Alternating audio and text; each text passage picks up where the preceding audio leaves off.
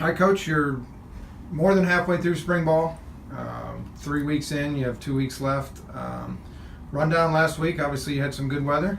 You had 3 practices that ended with the scrimmage on Saturday. Yeah, I'm going to look at it as we had 9 workouts. I think we've continued to get a little bit better. I think as coaches, we're figuring out what this team can do and what would maybe some of our liabilities moving forward. So that's really important. But a couple of things we've got great effort from the kids and a great focus each and every practice. So that's been good.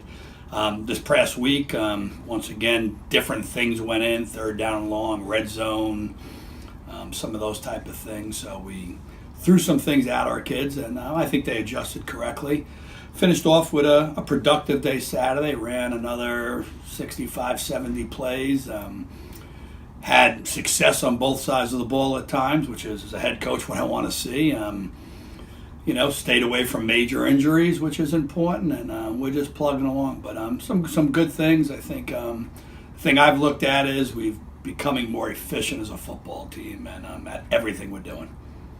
Talk about the defense a little bit. There's, you lost some key players last year to graduation. You lost your coordinator now, Bobby McIntyre, who's very familiar with the program, is the coordinator. Kind of talk about how that's going. Yeah, the nice thing is in elevating Bob to coordinator, the transition was pretty simple.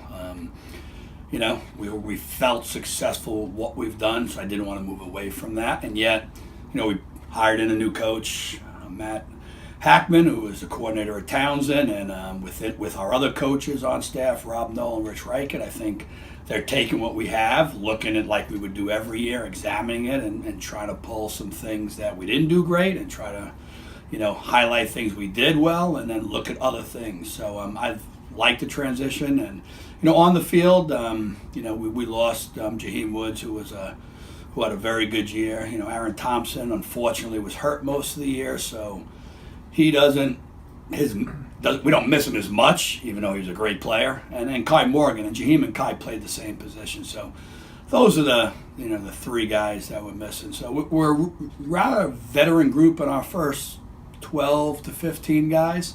We get very young after that on defense. A lot of redshirt freshmen in the 2 deep right now that have got to learn and they've got to get better, but they're coming along. Switching sides of the ball offensively, you have the top 3 running backs back, so I know you have to be very excited about that. Talk about their progression this spring. Yeah, I think once again they were all injured at some point last year.